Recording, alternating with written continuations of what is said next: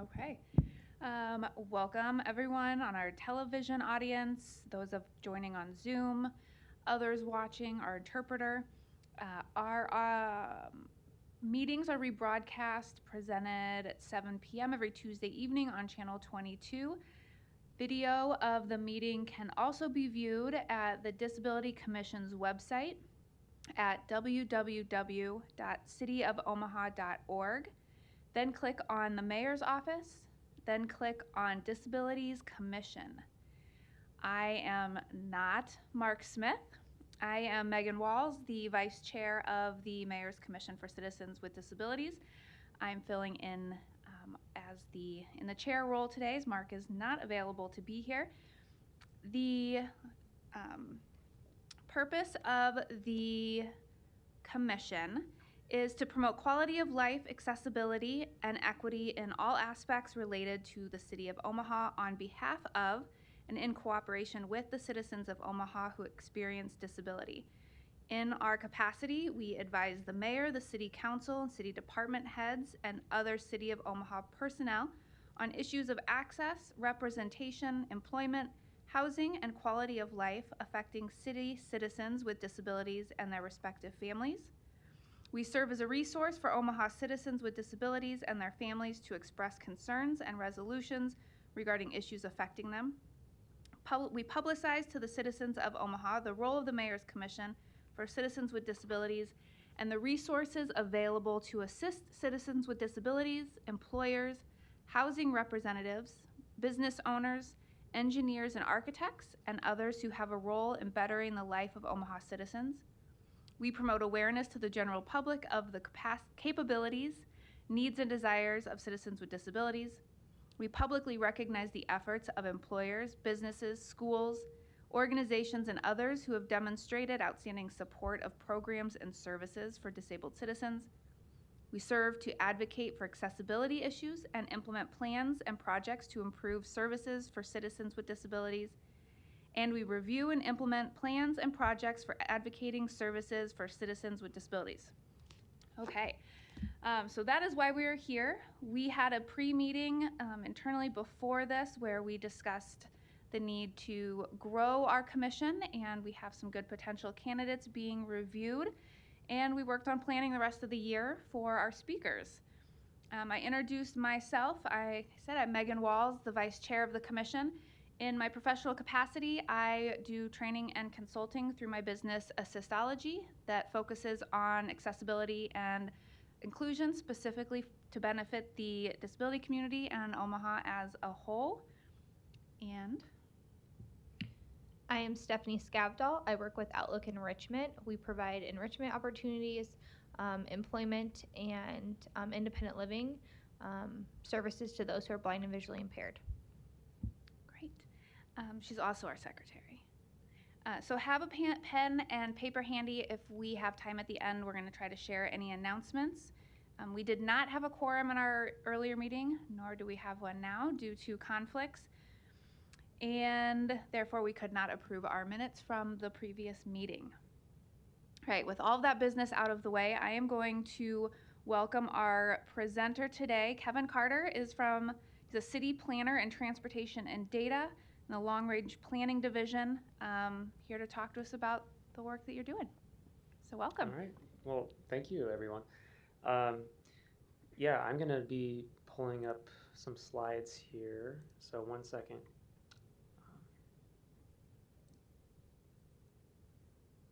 Okay. Yeah, so as you just said, I'm a city planner with our long-range planning section in the planning department. A lot of what I focus on is transportation planning and complete streets, and also kind of development data reporting. So today I want to talk to you all about the Connect to Omaha Active Mobility Master Plan. This is a plan effort that is looking at pedestrians and bicyclists as well as other active forms of transportation in the city, such as scooters, skateboards, people using wheelchairs or other mobility devices. And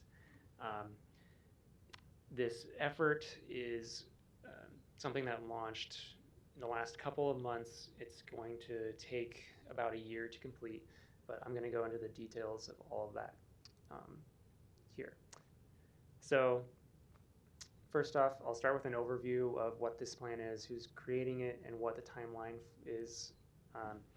The purpose is to create a comprehensive vision for a more complete and connected network for walking, biking, and other active mobility travel modes in Omaha. We are going to be doing an in-depth evaluation of the current active mobility network, also gathering public feedback to get the views and opinions and desires regarding active mobility needs in Omaha. And we aim to get input from a broad and diverse set of groups that represent all different areas of Omaha. And then this plan will result in lists of policies, programs, and infrastructure projects, as well as strategies to guide the planning and implementation of those projects, and a phasing plan that will basically set out the timelines for implementing the proposed projects. So the team leading this plan effort includes the planning department, but also we have involvement from other city departments, notably Public Works. We have the city's Vision Zero coordinator, Jeff Subcheck, and our parking and mobility manager. We have a planner from our Parks Department, and we also have the Metropolitan Area Planning Agency involved in this effort. They are funding a significant portion of the project and also providing some technical support with planning work related to this project. We have contracted with 2 consulting firms. Landis Evans is based in Florida, and they specialize in basically active transportation, so walking, biking, etc. And then JEO is a local firm that does all kinds of different transportation and land use planning work. And then we've also contracted with Bike Walk Nebraska to support some of our outreach efforts. So the schedule for this plan effort is on the screen here, and the kickoff meeting for the project was back in May, and we've been working through the existing conditions analysis. We have started to attend various community events with pop-ups to get some initial feedback from people, and then we're planning to put out a survey and then hold some public open houses in November. And development of the plan and all the recommendations will continue through the spring and summer next year, with the hope of adopting this plan in fall of next year. So some background on this effort, why we're doing this plan now, and how does it relate to other efforts. We applied for funding to basically put this whole effort together in 2021, and we were awarded that funding last year, and then basically, this funding is through MAPA. It supports plans and studies that support compact development and transportation options in the region, and it's part of their Heartland 2050 initiative, which includes the guiding principles of equity, inclusivity, efficiency, and local control regional benefit. So our application had to demonstrate that we would meet those principles.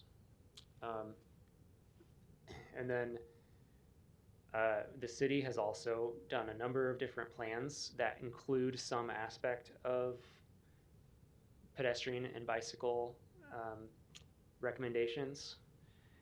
So we have our master plan that has different elements. Some notable ones would be the transportation element and the concept element that have some significant goals regarding making Omaha more pedestrian and bike friendly. And then there are a number of different area plans and studies that have looked at specific corridors. And one issue with all of these is that many of them are very limited in their scope, and then they don't we've never had a single plan that is focused on active transportation in Omaha, and this plan will help us to kind of consolidate all the recommendations of these past plans to resolve their inconsistencies and address all those gaps in the scope of those previous plans. And some examples of statements from our master plan dealing with pedestrians and active transportation. So our concept element calls for a pedestrian and open space system that will facilitate pedestrian and other non-mechanized movement between areas of the city and link low-density residential and high-density mixed-use areas together. And then the first goal of our transportation element of the master plan is to provide balanced options for enhanced mobility. It acknowledges that automobiles are the dominant form of transportation in the city, but mobility involves more than moving vehicles on roadways. A balanced system has options for driving, walking, bicycling, and public transit. And so this plan will help to put a focus on walking, bicycling, and other kind of people-powered modes of transportation. Some examples of maps of recommended facilities from these past plans shows that, yes, we've had all these plans over the years, but there are inconsistencies and gaps, and many things have changed since these plans were developed. There are also other related recent efforts, such as the Chamber's Connect Go transportation strategy, the MAPA long-range transportation plan, Metro Transit's Metro Next plan that looks at the next 10 years of improvements to the transit system, and the Urban Core Strategic Plan, also led by the Chamber, and then also the recent pilot project on Harney Street. These are all efforts that definitely relate to active transportation, and this plan effort will hopefully bring together all the data and recommendations from those efforts and set the vision going forward. And we also have ongoing efforts at the city with our Vision Zero action plan, which is kind of happening concurrently with this plan effort. So we're coordinating with Jeff in Public Works on that, and we also have a draft Complete Streets design guide that we are looking to adopt in the next several months, and yeah, the planned climate action plan that's led by the mayor's office. So just the first phase of this project, as I mentioned, is our existing conditions analysis. A big component of that is a demand and gaps analysis, which involves these steps. First, we have to define what our study network is. If we're going to do an in-depth analysis of conditions on roads in Omaha, it would be a little too much to look at our entire street network. We have about, I don't know what it is actually, but it's somewhere around 5,000 or something centerline miles of streets in Omaha. So we opted to do an in-depth analysis of our arterial and collector system, as well as streets that are already defined as bike routes and streets that are in our historic and suburban boulevard system. That doesn't mean we won't consider recommendations on other streets, but those are the streets that we are collecting data on as far as like their geometry and potential for including facilities improvements. And the next step would be a pedestrian and bicycle level of service evaluation. I'll get into what that means in a second. And then the last is a demand analysis to kind of figure out what areas have the highest potential for active mobility trips, regardless of the infrastructure that's there today.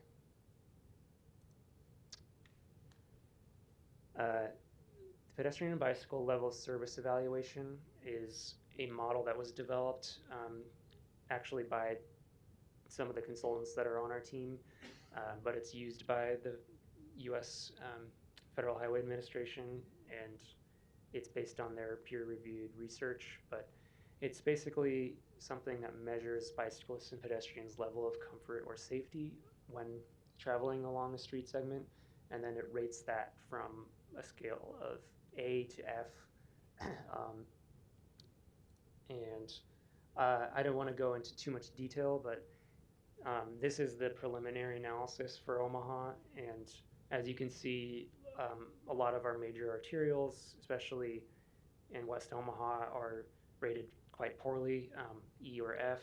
Um, as you get closer into the city center, or inside the I-680 kind of area, you see a lot more C and D, and then in the downtown area, you see some more A and B.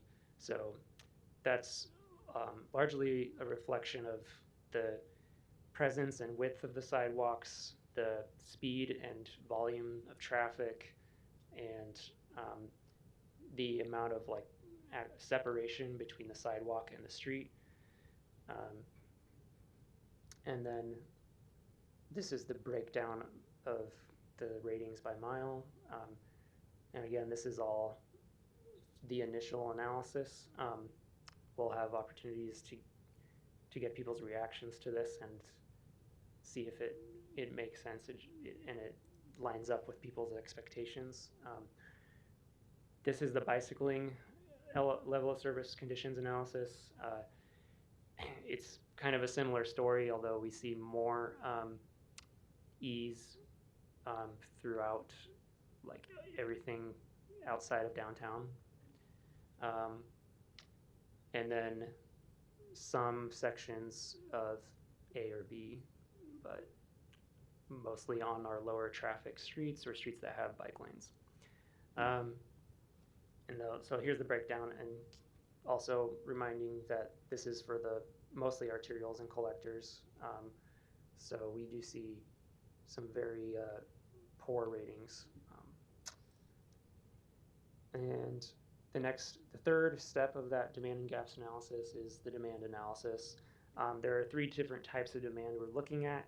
The revealed demand is just the existing count data that we can get. That can include from actual counters like on our trails, or from temporary counters that are placed on the roadway, or it could also be data from, for example, the scooter pilot program, from GPS tracks from trips that people are making, as well as Strava. That's the top right map you see, is a heat map of activities that users record through Strava.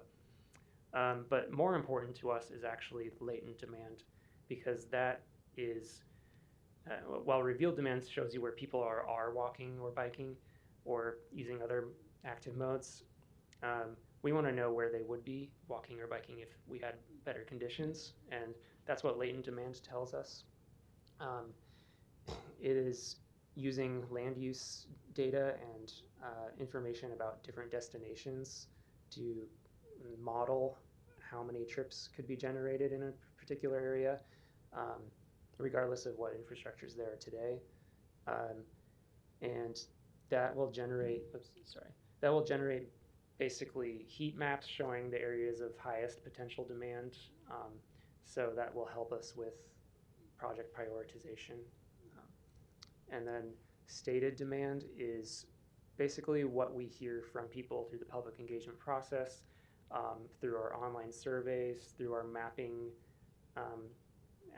activities, both at events and through the survey. And that helps us to understand kind of where our latent demand analysis is missing information. So there may be areas where people want to go on recreational rides or do organized group rides, that sort of thing, and a latent demand model can't really capture all that. There could be also areas where people want to walk or bike or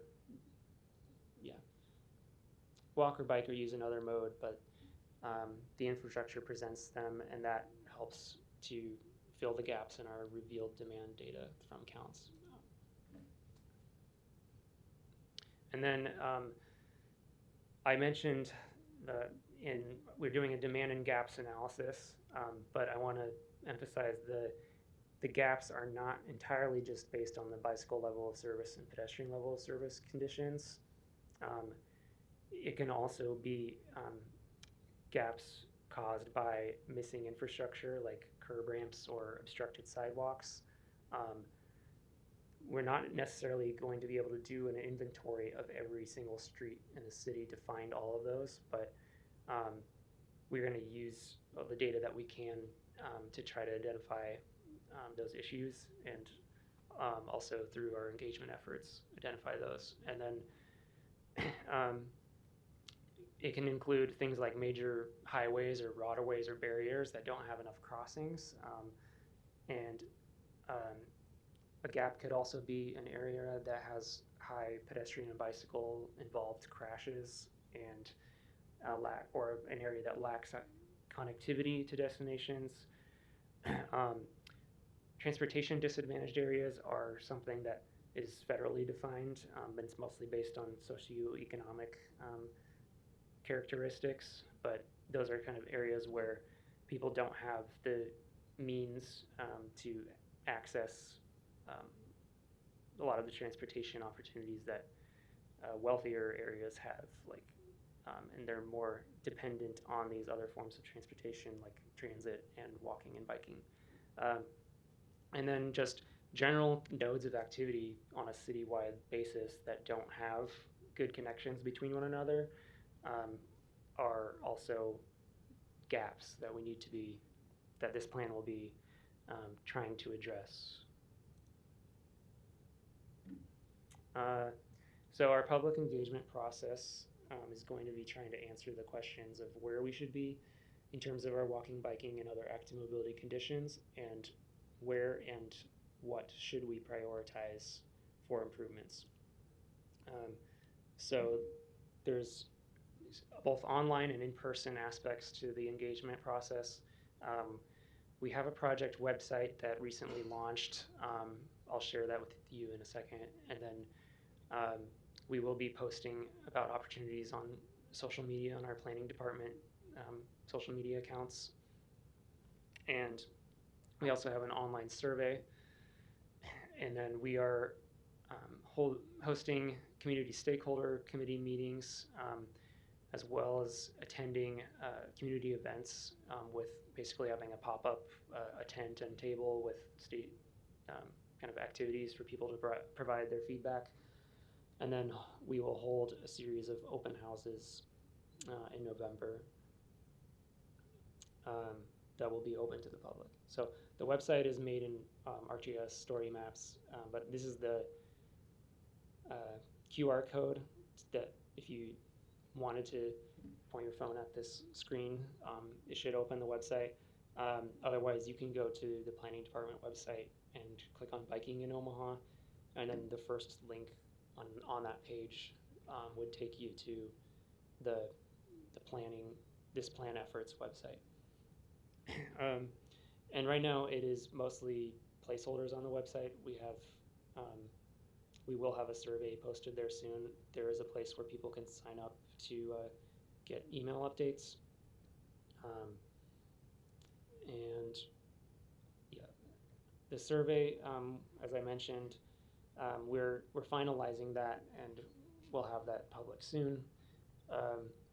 And we're aiming to gather people's current walking and bicycling habits, their expectations about the quality of conditions, and locations and types of the desired improvements that they want to see. And we would like to have as many people take the survey as possible. So,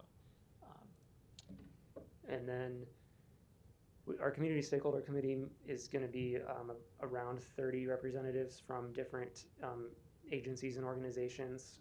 So that can include agencies that help us implement the plan. It's like the Papio Missouri NRD, NDOT, even staff from different city departments and the city council, um, as well as other community organizations and advocacy groups.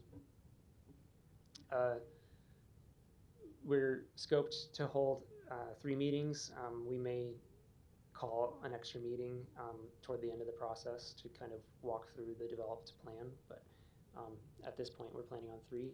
And the first meeting will be, well, it was supposed to be at the end of this week, but we may need to reschedule due to Hurricane Ian interfering with the travels and work schedule of our lead consultants on this project. But so we have attended several pop-up events so far: Dundee Day, Chalk Art Festival, Centerfest, and then we plan to attend several more. Especially once the survey is live, we want to be out there directing people to take the survey, and then also getting some of their feedback. We've been asking people what their what's the single most important thing that they think the city can be doing to improve walking and biking conditions, and so we're getting a lot of good feedback from that.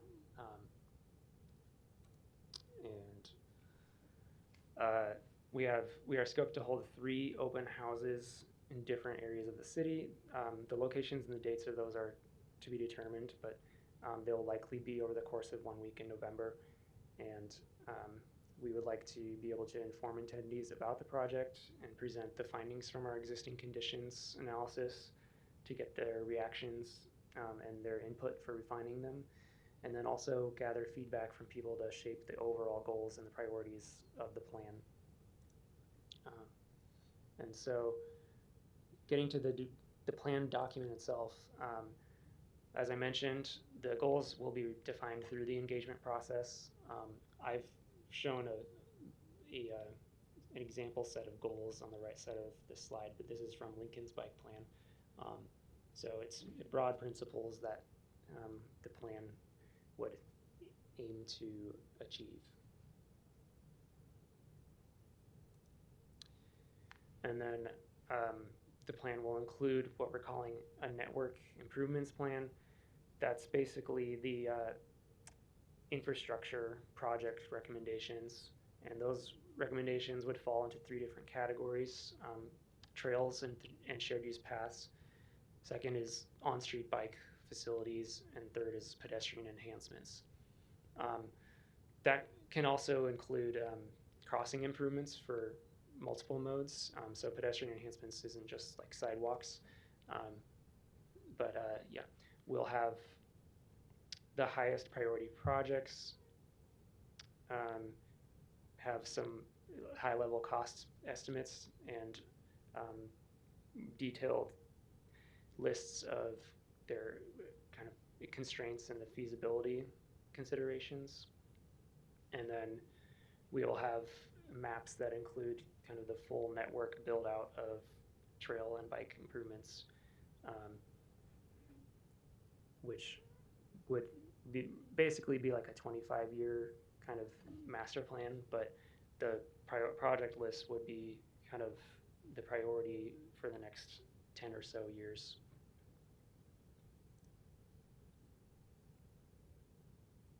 And then we'll also be developing recommendations around policies and programs. So policy examples can include changes to our municipal code, as well as some other guiding documents. I've listed some examples here, like our Complete Streets Design Guide, Traffic Calming Manual. I won't read through all of these, but and then program areas can be things like transportation demand management, which are strategies that basically incentivize people to not drive, basically, and that can include things like pass programs that employers provide, or improvements to bicycle parking and that sort of thing. And then safe routes to school programs, our shared micromobility programs. We have a bike share system, Harlan B-Cycle, and we also have the private companies that have e-scooters here in town.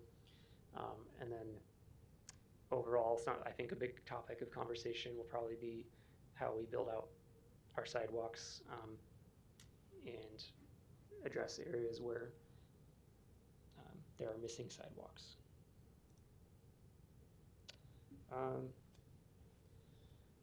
So lastly, we'll have an implementation plan. This will basically be a matrix that identifies these different projects and policy and program change recommendations, and prioritizes them and includes like the people responsible for implementing them, and then we'll also have a summary of maintenance costs and best practices for different types of infrastructure treatments. And that's all I had for you, but if you have any questions, I'd be happy to answer. I super appreciate you coming down and sharing all this. I found it really interesting, and as someone who studied math in their past, the latent need, I was like, I actually know what that means. I did just have a couple of questions. So there looked like there gonna be a lot of opportunities for community members to give their feedback, their input, and share their experience. I would first say I would invite you to stay in touch with the commission for how we can connect to our networks and get the word out. But I know, and I will preface all of this with, I know you were very early in all of this, but how can you envision us supporting what you're doing and the efforts that you're undertaking, especially in this early discovery phase? Yeah, so I actually have put together like a short questionnaire that I was going to email to you all after this, that I was hoping you could share with your networks, that kind of has a few questions about basically active mobility infrastructure in Omaha, particularly as it relates to people in the disability space in Omaha. And so that would be one way. And that questionnaire will include a place where people can provide their email if they want to be involved. One idea that we had talked about is maybe we want to have like a kind of a focus group conversation. So, individuals with disability would be one kind of focus group area that we'd be interested in convening. So if you are interested in participating or know people who would be, that'd be something to share with me.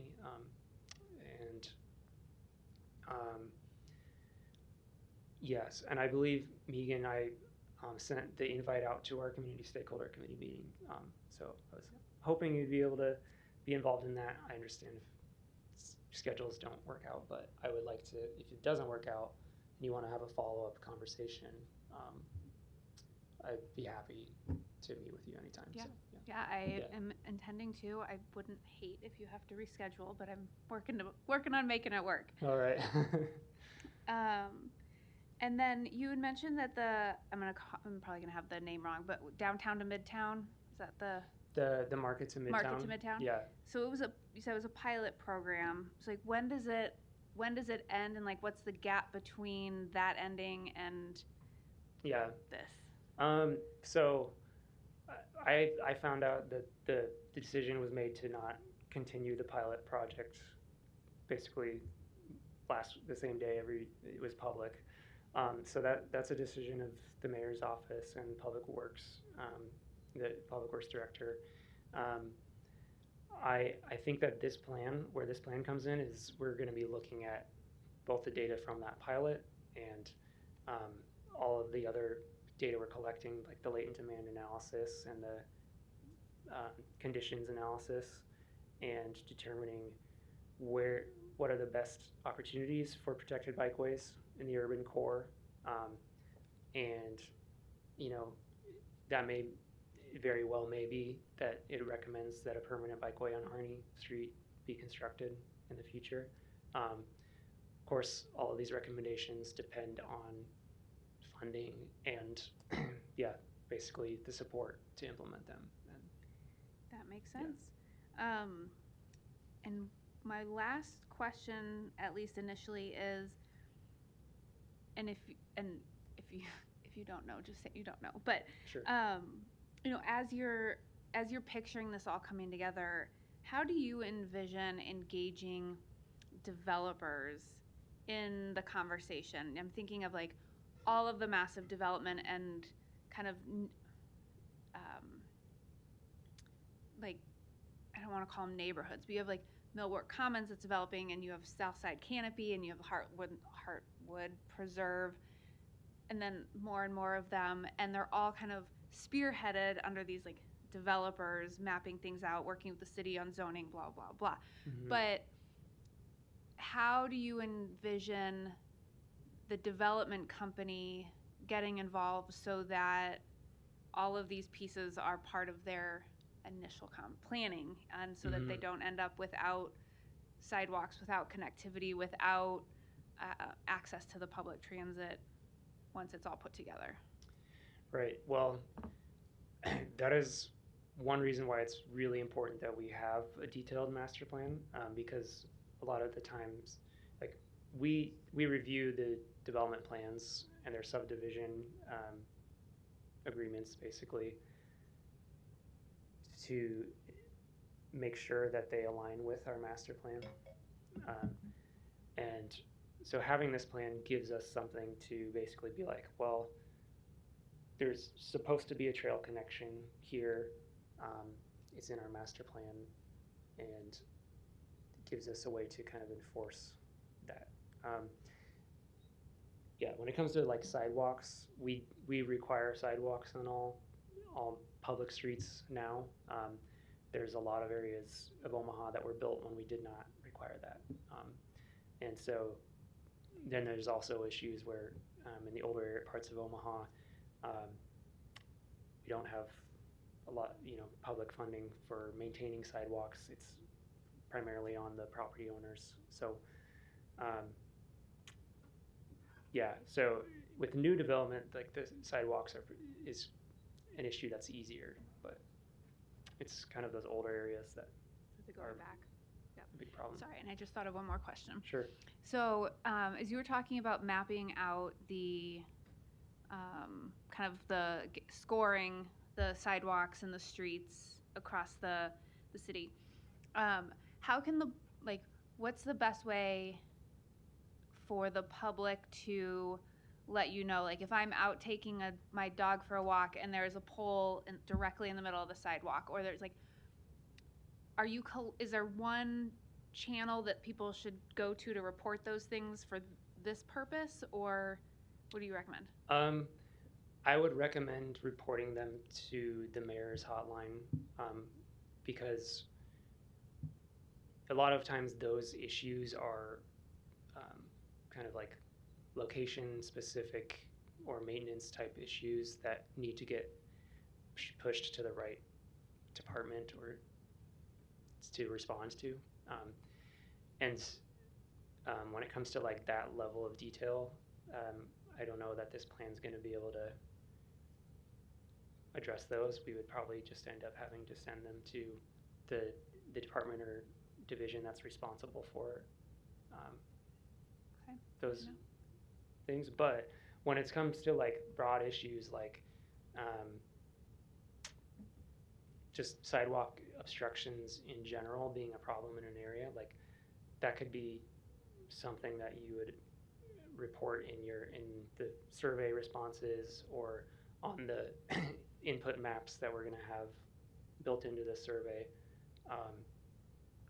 to help identify areas where people want to see improvements and like prioritize certain streets for like reconstruction or yeah. Does that make sense? Yeah. I will stop peppering you. Sure. Do you have any questions, Stephanie? How is this different than Connect Go? Good question.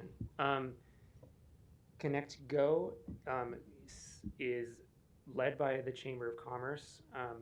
The Go in it is Greater Omaha. Um, Connect Omaha is kind of our brand developed for this plan effort. We purposely made it sound a lot like Connect Go because the goals of this effort are so aligned with what the Connect Go strategy is all about, which is basically like improving options for all modes of transportation. And uh, yeah, but the fact it's Connect Omaha because it's specific to the city of Omaha. Yeah, does that help? So the difference is if I understand correctly, the goals and the intentions are very aligned, but it's just the difference is who's driving it. Yes, that's Okay. that's true. Mm-hmm. Did you have any? No? Awesome. Well, I am out of questions. So I really Sure. I did appreciate. see Jared's comment. Oh. Sorry. So, yeah, we are using their data and their survey. Their questions are higher level questions about would you walk or would you bike, given the options, basically, given if you had the improved infrastructure. The questions that we'll be asking are going to be more about what's your expectations for the level of quality of infrastructure, and what are the specific locations within the city of Omaha that you feel should be prioritized. And that's a level of detail that Connect Go didn't quite get into. Does that answer it, Jared? Or do you have any follow-ups? Cool. Thanks for the Thanks. details. Really appreciate your time. For those that tune in later or listen, if they have questions, what's the best way to reach out? I know you mentioned the website for some information, but if they directly want to get in contact with the project. Yeah, you can email me. My email is kevin.carter@cityofomaha.org. And that email is also on the website. So, but I will send you a link to the website and the that questionnaire that I was talking about, and if you wouldn't want to send out to. Yeah, we've got a list. Facebook page and our own networks we can use for sure. All right. And don't be surprised if we invite you back for an update next year. Okay. Awesome. Thank you so much. Yep. Okay, moving on to old business. I don't know that we have any. New business. I think we're still working on adding members and planning out our guest presenters for the next couple of months. Our next meeting, I'm getting ahead of myself, but our next meeting is October 24th. And we have a little bit of time still, so some announcements.